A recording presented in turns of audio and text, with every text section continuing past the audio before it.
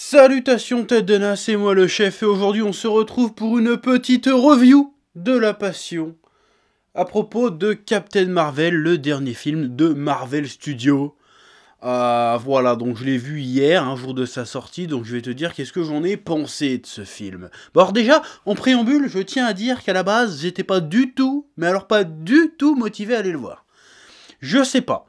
Pourquoi? Je crois qu'il y a un truc dans la campagne promo qui m'a pas attiré, qui m'a saoulé. Je crois que franchement, hein, je sais que c'est...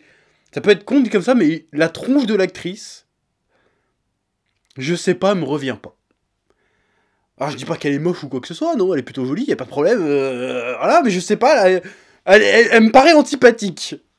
Donc déjà, annonce de film Captain Marvel, j'étais pas hype déjà à la base quand ça a été annoncé il y a 2-3 ans. Bon... Oui, ok, premier film Marvel Studio avec une héroïne en tête d'affiche, d'accord, ok. Bon, à ce moment-là, tu me mets plutôt Black Widow. Black Widow, j'aurais dit oui, même si je vois pas trop l'intérêt, elle a pas trop de pouvoir, ce serait pas méga intéressant. Enfin, en termes de spectacle, ça serait juste un espèce de film d'espionnage, tu vois. Mais pourquoi pas? Donc, ils nous ont vendu Captain Marvel, du coup. Et je sais pas, j'étais pas motivé. J'étais pas motivé à aller le voir, j'avais vraiment aucune envie, j'avais la flemme. J'étais un peu comme tout le monde, je dis bon, je vais aller le voir pour voir le lien avec Endgame, tu vois. Bah en fait, je veux pas spoiler, mais tu peux très bien voir Endgame sans voir Captain Marvel. Hein. Bon, tu sauras juste pas d'où elle sort, mais t'en bats les couilles. Il y en a combien que... Il y a plein de héros que tu vois dans Infinity War, si t'as pas vu les autres, bon, ça t'empêche pas de comprendre le film quand même, mais bon. Voilà. Et en plus, il y a eu une campagne promo de Marvel qui était bizarre et assez mensongère au final, qui disait oui, ça va être le film le plus féministe de tous les temps. Bon, parce qu'après il y a féministe et féministe. Si c'est le féministe de Twitter, je fais bon, d'accord, je vais pas, ça va être de la merde, tu vois. Mais au final, pas du tout. Le film, il n'a rien de féministe en réalité. Le film, pas spécialement en tout cas. En tout cas, il n'est pas plus féministe que ce qui s'est fait dans les 30 dernières années en termes de pop culture, de cinéma, de divertissement, de comics ou de jeux vidéo, quoi que ce soit. Je veux dire, pour trouver ce film novateur et féministe en 2019, faut vraiment avoir rien vu avant. Je veux dire, à ce moment-là, Terminator, c'est plus féministe que ça, tu vois. Tu vois ce que je veux dire? Puis il se trouve aussi que l'actrice, pendant les interviews, a parté complètement en sucette en disant oui, je déconseille ce film aux mâles blancs, non, le film ne s'adresse pas à eux. Et calme-toi! Calme-toi, ton film c'est un Marvel que ce qu'il y a de plus bateau, mec. Enfin, meuf.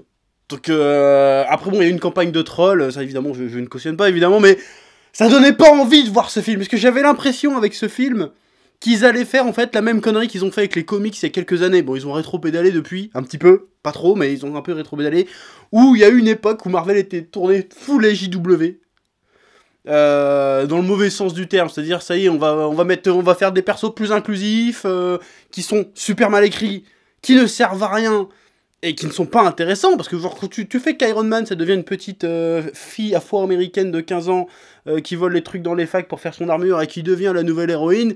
Bon, à la base, si tu l'as Iron Man, c'est pour Iron Man, tu vois, c'est pour Tony Stark. Donc évidemment, bah ça a merdé. Captain America, pareil. Quand t'achètes Captain America, c'est pas pour voir Sam Wilson en Captain America, c'est pour voir Steve Rogers ou Bucky à la limite. Donc évidemment, même Thor, pareil, bon, bah ça a bidé, depuis DC repassé devant, bah Marvel, depuis, bah, ils sont à la traîne. Hein, voilà, ils sont à la traîne parce que c'était une connerie. D'où le slogan Get Woke, God Broke. Je crois que c'est ça le truc, parce que je parle trop bien anglais, je sais pas si t'as vu. Enfin bref. Du coup, je me suis bougé le cul quand même, je me suis dit, tiens bon, j'ai rien à faire ce soir, je vais aller voir Captain Marvel, sans a priori aucun, mais juste en étant pas motivé du tout.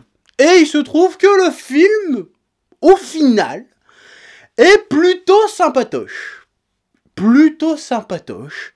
Dans le sens où on a une petite origin story d'une héroïne qui... Bah, ils ont la volonté de la rendre importante, mais qui en fait est un peu osef. Je suis désolé, même dans les comics, putain, Captain Marvel, elle est osef. Ils ont fait le forcing pour la remettre en chef des Avengers il y a quelques années, en disant que tout d'un coup elle est méga plus puissante que tout le monde et tout. Mais en vrai, Captain Marvel, tout le monde s'en bat les couilles de Captain Marvel. Tout le monde s'en branle de Captain Marvel, mais bref.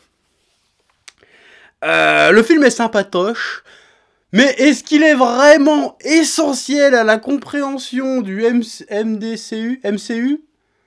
En vrai, non. En fait, j'ai l'impression que tout ce que le film nous a marketé était un petit peu mensonger. Genre, on nous a teasé, ouais, le retour de Ronan, des Gardiens de la Galaxie 2, on va comprendre un peu plus son passé. Zombie, que dalle, c'est pas vrai. Non, c'est nul. Il a 5 minutes dans le film, il sert à rien, il a 3 répliques, il fait absolument rien, c'est nul. Coulson, il arrive 2 minutes dans le film, Coulson. 2 minutes dans le film, escroquerie. Escroquerie, je dis escroquerie. En fait, le film nous a été marketé comme étant un espèce de renouveau du Marvel Cinematic Universe, mais en fait, non, pas du tout, c'est même l'exact opposé. C'est le plus basique des basiques de la recette Marvel, en réalité. Je veux dire, il n'y a rien d'innovant dans ce film. Bon, il y a quelques surprises, pour ceux qui connaissent un peu l'univers Marvel dans les comics. Notamment le traitement des Skrulls, qui avait été attendu pas mal, hein, parce qu'on se demandait si on aurait droit aux Skrulls dans l'univers Marvel cinématique, dans le cinématique Marvel Universe, je sais plus comment on dit, parce qu'en fait, dans le premier Avenger, on avait les Chitauri. Les Chitauri, si je dis pas de conneries, à la base, c'est censé être les Skrulls de l'univers Ultimate, dans les comics.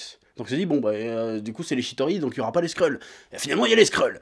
Or, ceux aussi qui vendaient, qui espéraient une inspiration secrète invasion, les fans de Marvel voient de quoi je veux parler, oublie. Non mais oublie, rien à voir. Mais que dalle, tout ce qu'on t'a vendu sur le film, en fait, est faux. Est vraiment faux. Bref, mais cela dit, le film est sympa, c'est-à-dire qu'on a la recette Marvel, c'est-à-dire il y a de l'humour, il y a des scènes d'action plutôt stylées, des effets spéciaux plutôt stylés. Après, il y a le côté univers étendu qui est pas mal, mais pas tellement exploité au final. Parce que tu revois des trucs de la mythologie du MCU, mais ça n'apporte rien de plus, en réalité. Ça n'apporte strictement rien de plus. Après avoir vu ce film, tu n'as rien appris de plus sur l'univers Marvel. Tu t'as juste appris, en fait, ouais, les Skrulls, ils existent. Les Kree, c'est des fils de pute, mais ça, on le savait déjà dans les Gardiens de la Galaxie, et même dans la série Agents of S.H.I.E.L.D. On savait que les Kree, c'était des fils de pute. C'est tout. Après, t'as des petits clins d'œil, t'as notamment le côté MacGuffin d'un certain objet qui est important dans la suite du MCU, mais ça n'apporte rien sur l'origine du bordel. Le film n'apporte rien qu'on ne savait pas déjà, en fait. Donc on nous l'a vendu comme étant le film qui allait tout expliquer dans l'univers Marvel, alors qu'en fait, bah, il explique rien, parce que tout ce qu'il y a dans ce film, on est déjà au courant depuis belle lurette. Surtout avec Infinity Wars, qui a bien plus expliqué les choses que ce film, en fait. Donc ce film, au final, je l'ai pris comme un espèce d'épisode filler.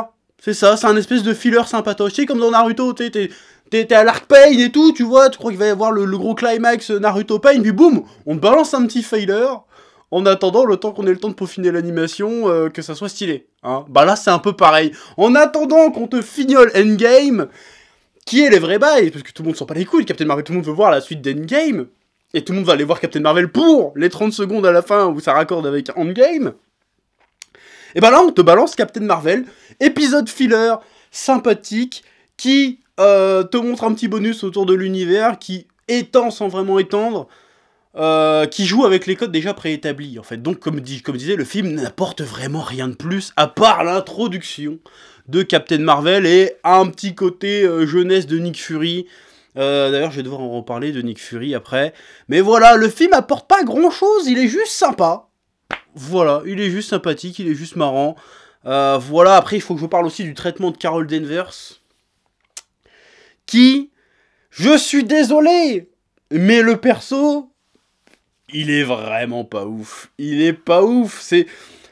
J'ai pas envie de dire que c'est une Marissou, tu vois, parce qu'on sort souvent cette expression-là. Marissou, qu'est-ce que c'est? C'est quand t'as un personnage, ou Garissou, on dit quand c'est un homme, c'est un personnage qui arrive, et ben qui se sort de toutes les situations super facilement, parce qu'il sait tout faire. On est un peu là-dedans. C'est bon, en fait, elle va s'en sortir parce que, en fait, elle est balèze. Et c'est même pas une blague, c'est la résolution de l'histoire, en fait. En fait, elle est balèze. Du coup, elle nique tout le monde et fin. Bon, j'exagère un petit peu, il y a un petit côté esprit shonen, genre elle se libère du truc qui l'empêchait d'exploiter son potentiel, qui se libère de son passé, de ses responsabilités, bidule choix des machins. C'est peut-être là que le film pourrait être un petit peu féministe, à la limite. Et elle exploite son plein potentiel, et elle devient méga balèze, mais en fait, depuis le début du film, elle est déjà méga balèze, en fait. Donc en fait, la meuf, si tu veux, elle sauve le monde, Bah, elle a pas sué une goutte de sueur, tu vois. À aucun moment, tu t'es dit, putain, elle est dans la merde. Dans le film. Parce que, bah, tout est résolu très rapidement. Et dès qu'il y a une péripétie, bah, t'inquiète. Je peux m'en sortir. Je suis Captain Marvel, je suis la meilleure, tu vois.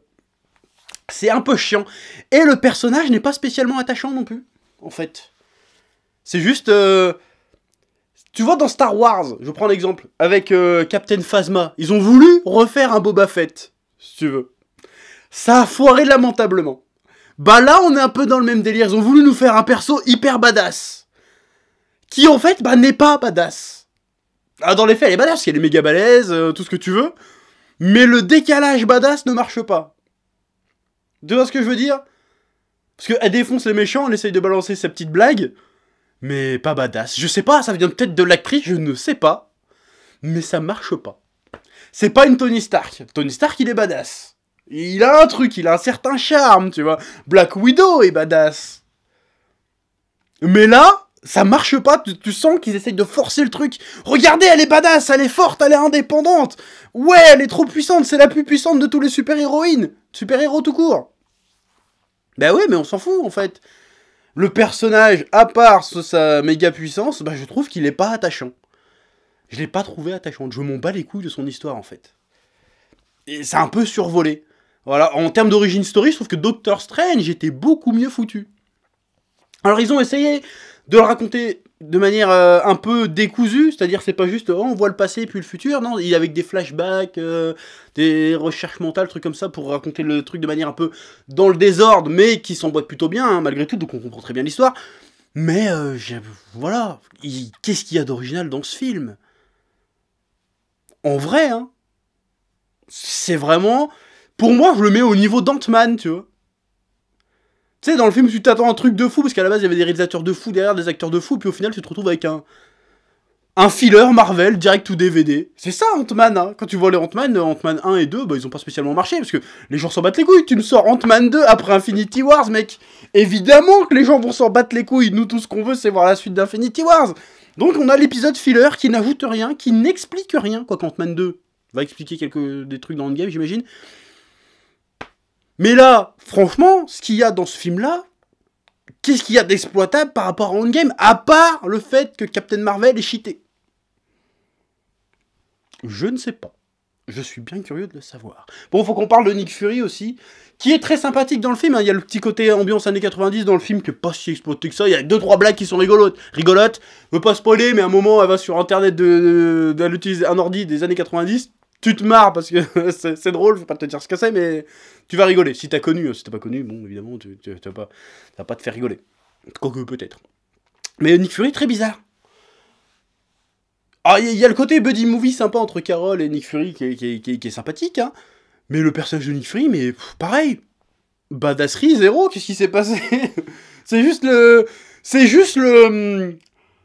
Ah, ça va être cliché, mais c'est juste le black marrant. C'est le black marrant du film. En fait. C'est même pas Axel Follet, tu vois, c'est même pas le gars qui fait avancer l'histoire, c'est juste le black qui est là pour faire ses blagues. Alors c'est marrant, c'est plutôt sympa, mais c'est très bizarre, parce qu'il a quand même une autre posture, Nick Fury, plus tard, parce qu'après, bon, le personnage est plus jeune, d'ailleurs, la technologie utilisée pour le rajeunir est vraiment bluffante. Par contre, ça a un peu grillé quand le gars se met à bouger. À un moment, il a une scène de bagarre, tu sens que le gars a 60 balais, quand même. Tu vois qu'il galère. Tu vois que c'est rouillé. Tu vois que l'arthrite est passée par là. Mais voilà, le personnage de Nick Fury, méconnaissable, et évidemment, dans ce film, on apprend comment il a perdu son œil.